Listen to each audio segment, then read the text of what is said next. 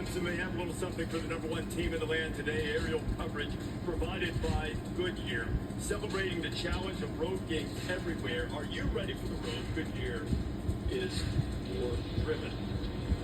Let's take a look at our weekend menu served up by Buffalo Wild Wings. You see what's coming up, some notable games today, and including, I want to make mention of that Akron, Ohio State game, the tragic loss of the man they called Johnny Hockey. Johnny Gaudreau, he and his brother killed while bicycling. There will be a moment of silence at Ohio Stadium for them.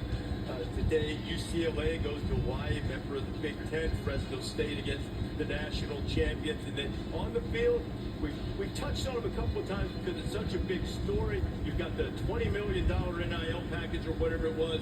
All the chips in the middle for Ohio State and Chip Kelly running the offense now. Yeah, I guess my take on that, we've talked a lot about that, is what did they actually bring in?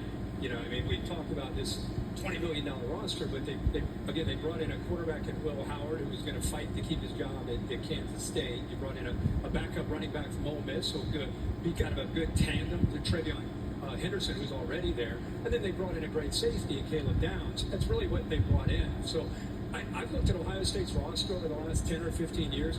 I don't know if this roster is as good as some of the other rosters. When was the last time Ohio State had wow, they really have some talent. Are you saying Caleb Downs, Jenkins, and Will Howard are make this roster, oh my God, all chips in, they better win? Yeah, but I don't see that. But the bigger point is that all the defensive guys that they kept that otherwise might have gone to the NFL. That's where the money came. Yeah. But the notion, I think the perception isn't that. The perception is they went out and brought people in to strengthen the roster. And I'm just saying, it's about coming together as a team. It's not about individual talent.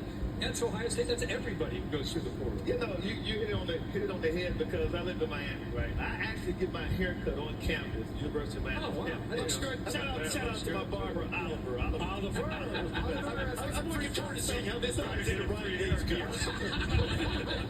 So when I'm in the barbershop, I had these Miami Hurricane coaches come in and they said, hey, man, you see what Ohio State did in the portal? So you got a good point. Like, they're not talking about the guys who came back. They're talking about the guys who got in the portal. And my response was, when did Ohio State ever have a talent issue?